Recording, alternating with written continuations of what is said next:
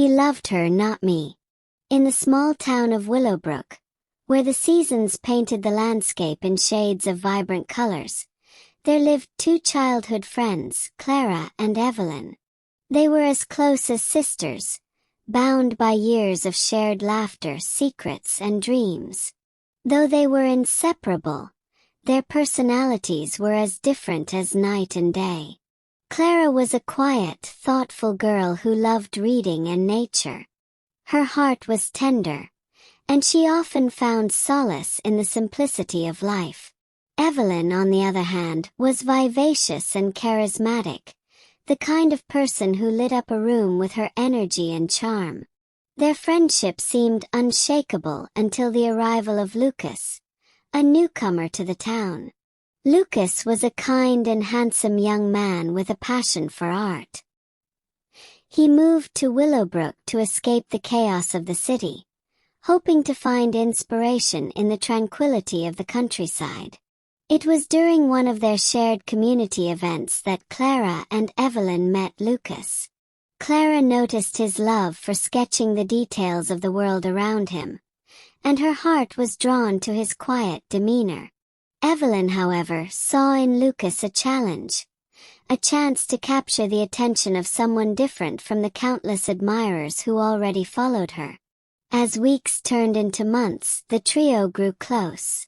They spent long afternoons by the river, Lucas sketching while Clara read aloud from her favorite novels, and Evelyn teasing them both with her playful banter. But Clara's heart ached with a secret. She had fallen for Lucas, his gentle smiles and thoughtful words stirring feelings she had never known. Yet she saw how his eyes lingered on Evelyn, captivated by her beauty and boldness. One day, while the three of them were sitting by the river, Lucas spoke up. "I want to tell you both something," he said, his voice hesitant but resolute. Clara's heart pounded in anticipation, hope mingling with fear. "I've come to care for someone deeply," Lucas continued, his gaze resting on Evelyn. "Evelyn, it's you." Clara felt her world shift, the words slicing through her like shards of glass. She forced a smile as Evelyn, caught off guard, laughed nervously. "Lucas, Evelyn began, but she stopped when she noticed Clara's expression. Evelyn knew Clara too well to miss the flicker of pain in her friend's eyes. That night, Evelyn found Clara sitting alone on her porch, staring at the stars.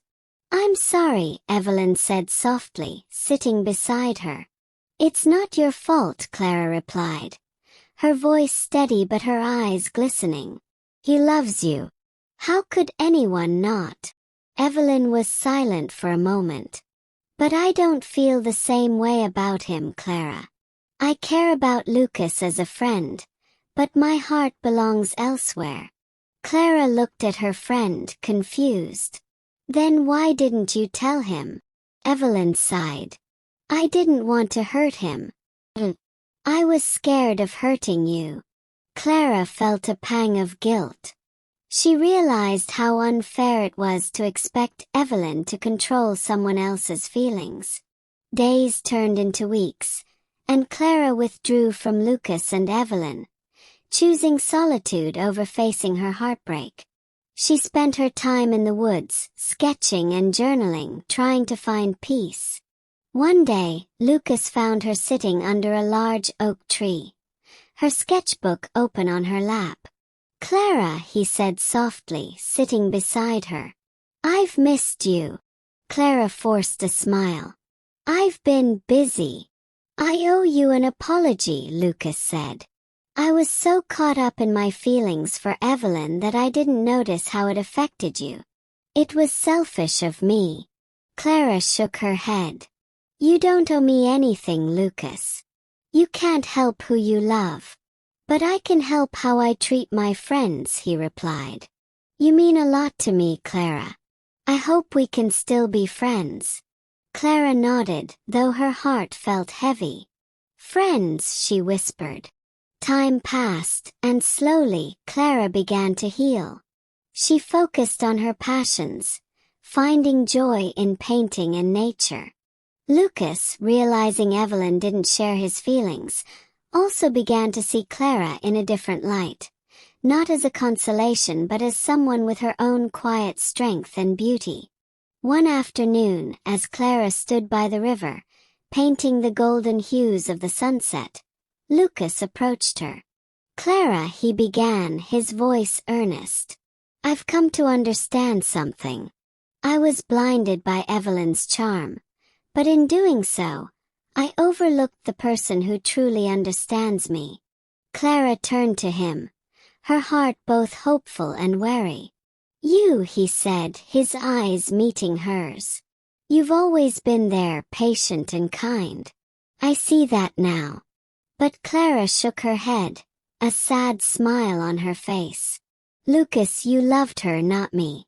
And that's okay. I've learned that love isn't about being chosen. It's about being true to yourself." Lucas watched as Clara walked away, her words resonating in his mind. Years later, Clara became a celebrated artist, her works inspired by the lessons she had learned. Evelyn married someone who truly understood her, and Lucas found love in another corner of the world. Though their paths diverged, the bond they shared in Willowbrook remained a memory they all cherished.